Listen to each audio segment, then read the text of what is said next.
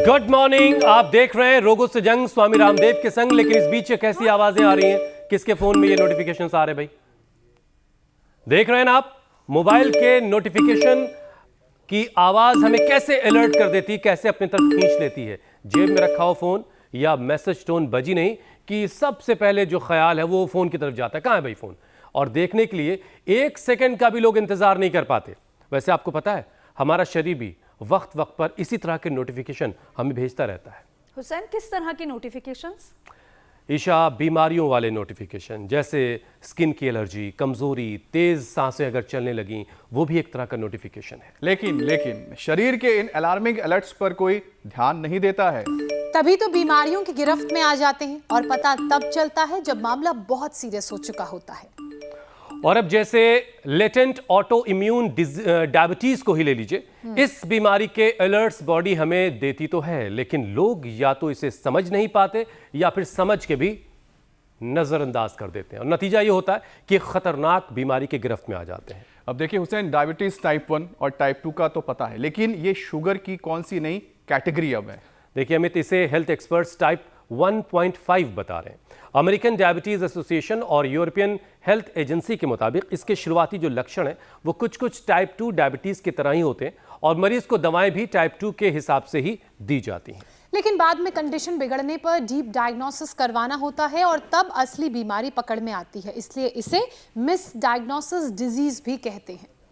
और रिपोर्ट्स ये भी बता रही हैं कि टाइप 1.5 के जो पेशेंट हैं उन पर लंबे वक्त में हार्ट डिजीज, किडनी के डैमेज हो जाने का खतरा और आंखों की रोशनी कम होते होते चले जाने का खतरा भी बढ़ जाता है। आपको पता है हमारे देश में इस तरह के शुगर पेशेंट्स की जो तादाद है वो 1 करोड़ से भी ज्यादा है। यानी कि कुल डायबिटीज के मरीजों में करीब 10% टाइप 1.5 के पेशेंट हैं। और इसीलिए आज से, अभी से फोन के नहीं बल्कि शरीर के नोटिफिकेशंस पर ध्यान देने की शुरुआत कीजिए। और रही बात डायबिटीज के इस रूप की जो 1.5 जिसके बारे में हमने आपको बताया, इससे जंग जीतने का जो तरीका है वो तो स्वामी जी आपको बता ही देंगे, बस आपको अमल करना है। जो बीमारी की पहचान और उपचार आज आपको दोनों मिलने वाला है स्वामी जी से।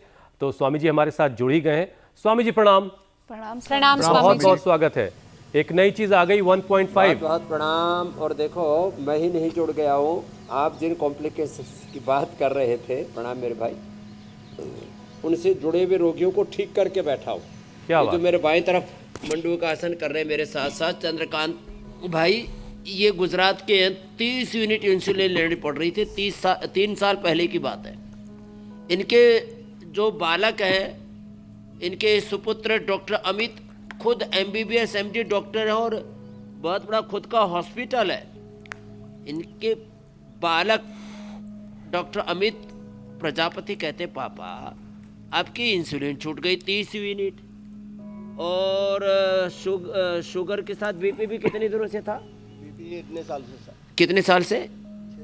6-7 साल से BP भी था, वो भी ठीक हो गया। कोलेस्ट्रॉल भी ठीक हो गया। कोलेस्ट्रॉल की दवा बंद, ब्लड थिनर बंद, BP की दवा बंद, शुगर की दवा बंद, बस योगा अभ्यास कर रहे हैं। और ये दाईं तरफ बैठे काठमांडू से आए, 36 यूनिट इनकी चल रही थी। इंसुलिन बंद हो गई, शुगर नॉर्मल आ गई। क्रेटिनिन बढ़ गया था, जो आप बता रहे थे ना, क्रेटिनिन बढ़ गया था, 8.3 हो गया था, वो अब नीचे आकर के 6 पर आ गया है।